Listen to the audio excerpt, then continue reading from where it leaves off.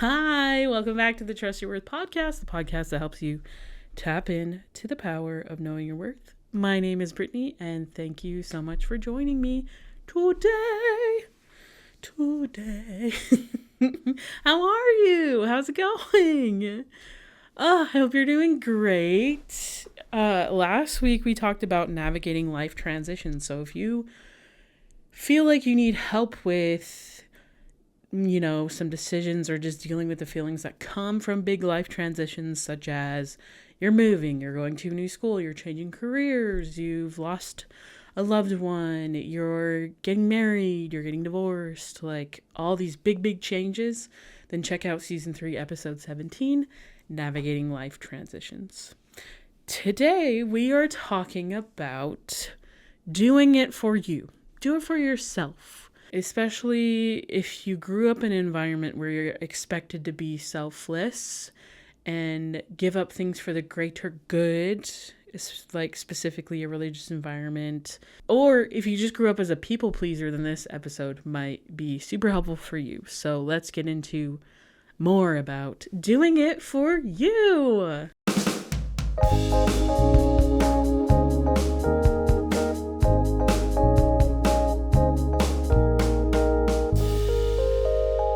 So if you have struggled with feelings of selfishness, like, oh, I shouldn't ask for what I want because that's selfish, or like you don't speak up because you feel like you're inconveniencing people, or you feel like maybe would like to pursue your dream, but it will be inconvenient to the people around you. Or like if you're a mother, you might be like, I'm a bad mom if I pursue this career and leave my family behind. Like they're not going to survive without me. And like, no, this is just what happens when we are dealing with something called aspirational shame. And this aspirational shame, I feel like mostly comes from societal pressures. And I think specifically more with women, we deal with societal pressures that keep us from our dreams because society has put certain expectations on us, like to get married, to raise children, to put aside our dreams, and to nurture all those around us. I found this post, I'm going to link. It's from Dr. Julie Hanks. I will post it in the show notes, so please go read this whole post, but she's talking about aspirational shame. I'm just going to read the quote so we can understand what it is. So, quote, aspirational shame is the belief that wanting to develop your gifts, pursue meaningful goals outside of home and family, or become more fully yourself somehow makes you selfish, prideful, a bad mom, less feminine, not good enough. It's not just guilt. It's shame about becoming who you are and shame for what you want. Close quote. This is not coming from inside of you. This is the pressures of society that are putting this shame on you. And if you grew up in a religious environment like myself, you are taught to be selfless, to be kind, and those two adjectives are like interchangeable. Like you cannot be kind without being selfless, without giving up yourself for the greater good of the community. So I can see the pros and cons of it, but it creates this question, like, can I pursue my dreams and still be a good person? Yes, the answer is yes. But like I said, the outward pressures are preventing us. So let's talk about how we can overcome some of this aspirational shame and heal from it. Here are some of the things that Dr. Julie talks about you can do to heal from this aspirational shame. So you can examine old beliefs, you can go to therapy, and then give yourself permission to ask the hard questions. Like, what is it that I truly believe? What do I really value? And what do I really want? Getting super honest about the truth inside of you and what's going to make you specifically and only you happy. So you can heal through curiosity instead of certainty. So if you look at it again, maybe things aren't as black and white as you think they were. And that has happened to me, especially as my spirituality journey has happened. I've had to learn to let go of things and come to peace with things about my spirituality. And I'm super happy about it now because I feel a lot less pressure as I've come to peace with where I'm at with my relationship with a higher power, with a creator, with God.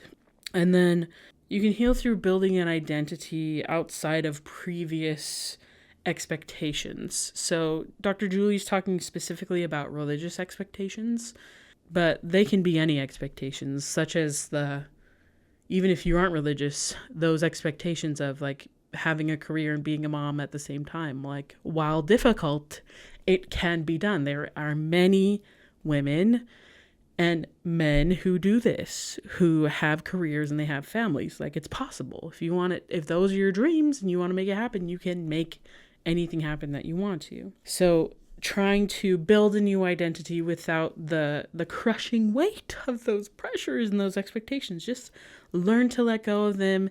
And we can do that by focusing on ourselves and what we can control. Just remember, I like what she says here at the very end. These are things you can believe, which are, quote, your gifts matter, your desires matter, your voice matters. You can nurture others without abandoning yourself. And I think that is the key. That, again, we have this amazing word, and you can be nurturing, and you don't have to abandon yourself. You can have both. So how do we do that? Well, it's learning to set boundaries. It's learning to say no. And I think the key to this, if you're struggling with learning how to say no, is going to be resentment. And while, yes, resentment is not a nice feeling, and to me it feels like immediate anger, and I start to get let me just look up the definition of it. Quote, resentment is a complex emotion that happens when you feel that you've been treated unfairly and are unable to do anything about it. When you resent someone, you're reliving an offense that happened in the past. It describes the act of feeling something painful again and again. So, for me, when I feel resentment, it's mostly that when people are like, hey, can you do this for me? And if I immediately am apprehensive about it, then I know I should say no. But I'm still learning, I'm still practicing. Sometimes they say yes instead of just being like, hey, give me a moment to think about it, and then I'll get back to you. If you don't want to be like, not rude, but like if you actually do need time to think about if you want to do it or not, or if you have the tokens to do it, you can pause and just be like, hey, let me get back to you on that, and I have to see if I have time for it. Or you say yes and you do it anyways, even though you didn't have the tokens and you didn't have the time, and then something that you wanted to do to pursue your dream has now been put on the back burner. Something that you wanted to do for yourself to make you happy had to be sacrificed. So of course there's going to be anger there, because now you blame them for asking you to do this thing, but you also blame yourself. So you kind of are mad at them and you're mad at you because you should have said no, but you said yes and you did that thing anyways, and your boundary was broken. So we can use resentment when you're feeling it as a tool to recognize like, oh, hey, maybe I actually didn't want to do this. And we can sort of start to figure out where your boundaries lie. So you need to know what your boundaries are at the same time. Sometimes we can only figure those out within the context of a relationship. So whether that's like a close friendship or your significant partner, like your boyfriend or girlfriend, your husband, wife, whatever. Having boundaries in those relationships are so important because it means that you each have to know what you are willing to accept in order to move forward in the relationship. And if someone goes past your boundaries and does it continually, then they shouldn't be in your life. So an example of a boundary to protect your feelings would be like, if someone started yelling at you, you would say, hey, I know we need to talk about this, but until you're not yelling at me, let's take a break from this and come back to it, because unless we have cool heads, like, that's crossing a boundary for me if you were just going to yell at me, because nobody likes to be yelled at. Or declining to talk about certain topics because they will trigger you yourself. So something that's hard for you to talk about, it's totally okay for you to set that boundary and be like, hey, I don't want to talk about that. It's sensitive for me. And hopefully they just said, oh yeah, no problem, and move on. But these are just boundaries that help you, to protect the core of you. Because when you give and give and give, then it just feels like there's nothing left for you. And that's the truth of it, really. Because we only have a finite amount of emotional, physical, spiritual tokens in a day. And we replenish those by getting our rest, by filling our cup with the things that make us happy. And every day we spend them. So for me, my social tokens, I have to spend a lot at work. So I have things that protect me at work from spending as many as I want, so I can keep some for me at the end of the day, for if I'm going to hang out with a friend or whatnot. Like, so I just know I have to rest a lot before I'm going to work. So work doesn't have to be so stressful for me when I am dealing with people. Because I love people, I just am actually introverted. So I have to keep track of how many tokens I have. So knowing what replenishes your tokens is important to you. So whether that's like, I need to work out to replenish, I need 8 hours of sleep, I need healthy food. What is it that replenishes your tokens? And then what are some ways you can recognize when you have spent too much tokens and you need to start saying no to things? So for me, it's tiredness and the feeling of resentment when I automatically am apprehensive of like, hey, do you want to do this thing? And I'm like, oh, I'll either say, let me think about it and I'll get back to you, or no, I don't want to do that, but thank you so much for inviting me. So, and then you can offer a different thing to do that you would maybe like to do with that person, because you don't want to say no to everything, because you do have to make sacrifices, but it's knowing when to make the right sacrifices, if that makes sense. It's knowing how to support these people, because if you want to keep relationships alive, you do have to make some sort of sacrifices, but not to like the abandonment of like, not the full on like, I've given up everything for this. Like, no, you don't need to do that. Am I making sense? Okay. So what do I mean when I say do it for you? Because no one's going to come do it for you. No one's going to teach you how to play piano or like learn how to make videos. No one's going to do it for you. You can ask them to help you, but they're not going to do it for you. Like learning to ride a bike. Like some people can teach you, but until you learn how to do it, you are not going to ride a bike. So it's important to do it for yourself and recognize that it's something that you want to do. And it's okay if things change. Like I used to enjoy making spoon rings. That was a fun phase in my life. But I don't enjoy doing that anymore. So my dreams have changed. And now I'm designing products. And what else am I doing? And I'm prepping for New Zealand. Like I'm trying to hike a mountain. So I'm trying to get my body ready. So I have new dreams, very different. I never thought I'd want to hike a mountain, but I'm doing it for me because I just think it's going to be so amazing to be on the top of a mountain in a totally new country. And it's just going to be like, I don't know, an amazing spiritual experience that I want to have for myself. So I'm putting all my energy into making this happen because it is no guarantee right now. Like, I still have to be able to pay for these things, so I'm working my booty off to make it happen. So I'm so excited about the dream that I have, and people either support me on it or they don't care. It doesn't matter. It doesn't affect them. But like, it's just so awesome that I'm doing it for me. I hope that you do it for you because you matter and your dreams matter. And we need your art. We need what you create. We need the kindness that you give to others. We need your personality. We need your laughter. We need you. So when you're doing things for you and expressing yourself, we get to be the benefit of your true self. And nothing makes me more excited and happier when people's dreams come true. And you can see the hard work and the dedication they put into bettering themselves and to creating the exact life when they wanted. And when that moment culminates, oh my gosh, it's just one of the most magical things I think I've ever seen. Like, I'm gonna cry. Like, America's Got Talent, when they get the golden buzzer, like, you're seeing someone's dream come true. I freaking cry every time. I'm almost crying thinking about it now. Ooh. Like, what was I watching? I'm rewatching Parks and Rec, and I was just sitting there sobbing because, spoiler alert, the show is old, but spoiler alert, Leslie Knope, a character in the show, her dream is to be on city council one day, and you just see her campaign and how hard she's working.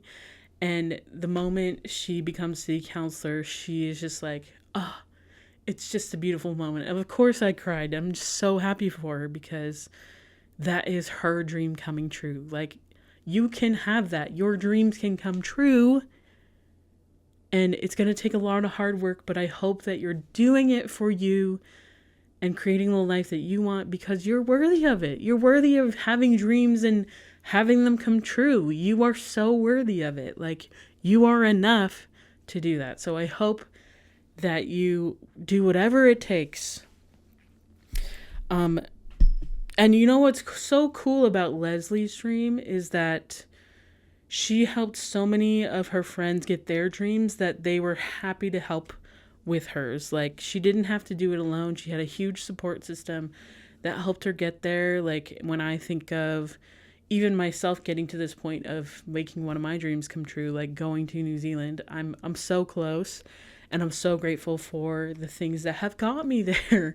Like, I know I couldn't have done it without my family's help. Like, even though dental hygiene wasn't the career I thought it was going to be, and I'm so grateful for it because it's allowing me the opportunity to do this. And I couldn't have done that without my parents helping me out in school and my sister coming with me. Like, there's no way I would have survived school. And so, yeah, I'm just on my way to my dreams, and I appreciate all the people that have helped me get there. But I remember that I'm doing it for me because it's going to make me happy. So I hope that you do too, that you do this for you because you matter and you're important enough to have your dreams come true. Okay. Your worth week this week is going to do with your tokens. So you need to know how you replenish them, and you need to know when they are getting low. So I want you to write down 3 ways you can replenish your tokens, whether that's physical tokens, your emotional tokens, or your social tokens. Actually, you could just do one each. Like, one way you can replenish your physical tokens, so that's sleeping, or working out. One or the other. I don't know, whatever works for you. Emotional, so maybe that's journaling or going to therapy or taking a walk in nature, just calming down and grounding yourself so you have the emotional tokens. And then your social tokens, so if you're an introvert, you need to be alone for a bit and making that time sacred, being like, nope, nobody talk to me, I need to replenish my social tokens so I can go out. Or if you're an extrovert, then like making plans with friends to hang out and do fun things to replenish your social tokens. And then write down three ways to recognize when those are getting low. So if you are feeling physically tired, that probably means you need to rest.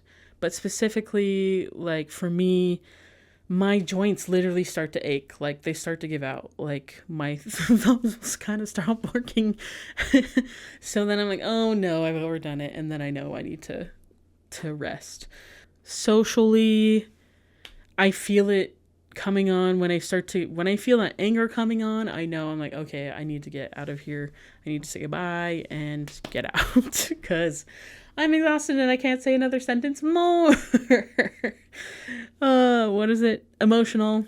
And then emotionally, usually I cry. That's like the end. So a sign before that, I start to feel like irritated. I think irritated is a sign for me, or like stressed out, where I'm about to like, oh, okay, this is starting to get bad. So it's like a warning sign for me that, I need to get out of the situation and replenish my tokens. So that's just an example of the worth work. So good luck with that. I hope that you do it for you.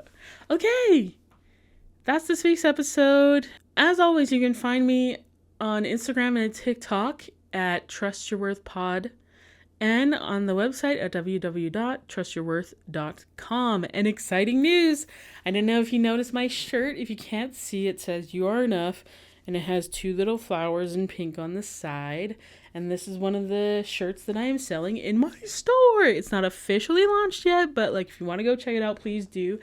And I have a Trust Your Worth corduroy hat in 2 colors. I think I just have black and blue for the pink, and then more. I'm going to put it on and show you. This is the corduroy Trust Your Worth hat in navy. It's got the middle class there. You can tuck it in if you want to.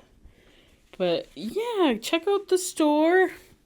And if you want to support me, yeah, you can buy some of the stuff that's there. I'd really appreciate it. And I will be coming out with more designs too. I have made all of these on Photoshop myself. I'm trying to come up with really cute stuff in the future.